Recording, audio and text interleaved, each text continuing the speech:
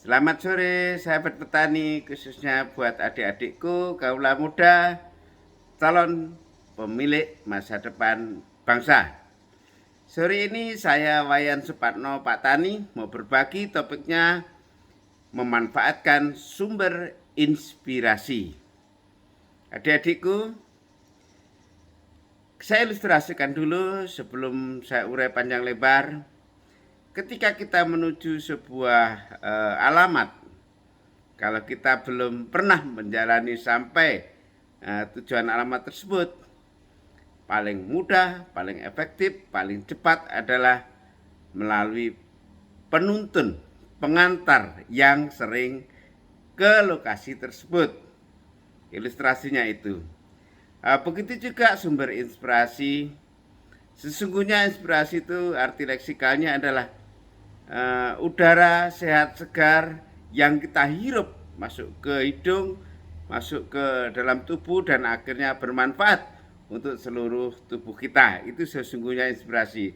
Tetapi manusia, sumber inspirasi adalah manusia yang hidupnya telah membawa aura positif buat kita sehingga patut diteladani, patut diikuti, patut ditiru, patut menjadi kompas, patut menjadi penuntun hingga menuju ke alamat yang mau kita tuju. Tentu tujuan orang beda-beda. Katakanlah sebagian orang ingin jadi ilmuwan.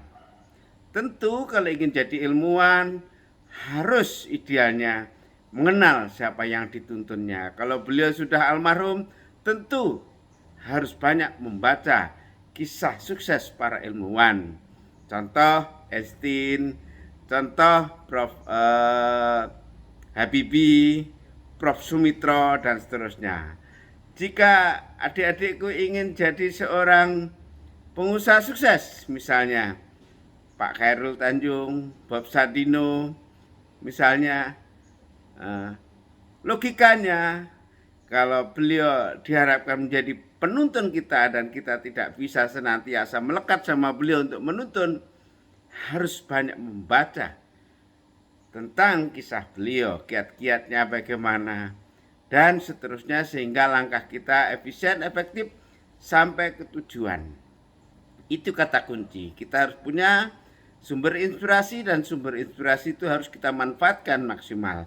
Begitu juga ketika kita mau menjadi seorang prajurit militer, kalau ingin yang prajurit militer yang ideal, seperti Bapak Panglima Besar Jenderal Sudirman, banyaklah membaca buku tentang kisah beliau, sehingga banyak menginspirasi, menguatkan kita menjadi banyak perbendaharaan ilmu strategi, taktis, dan teknis tentang kemiliteran. Begitu juga tentang pemasaran, mungkin contohnya Bapak Hermawan Kartajaya dan seterusnya. Inilah cara-cara sederhana. Kalau saya dulu ketika tahun 95 saya baru dilantik, pangkat saya masih Letnan 2, saya sungguh terinspirasi. Ada tetangga saya tiap pagi mobilnya di starter dengan musik yang begitu menyemangati, berangkat ke kebun sawit, beliau punya 50 hektar. Tiap minggu saya ikut. Tiap libur, tiap kesempatan saya dekati. Saya melekat, saya ngenger bahasa Jawanya. Terus istri saya dan saya berharap, berdoa, semoga saatnya nanti saya juga punya kebun sawit 5 hektar saja untuk side passive income selain gaji tetap sebagai perwira militer.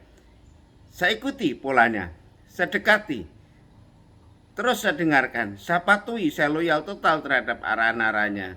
Sehingga ternyata itu menjadi sebuah solusi konkret mengantar saya hingga jadi seperti saat ini. Saya kira itu semoga bermanfaat. Salam tetap menjaga kesehatan dan inovatif dari saya Wayan Supatno Pak Tani.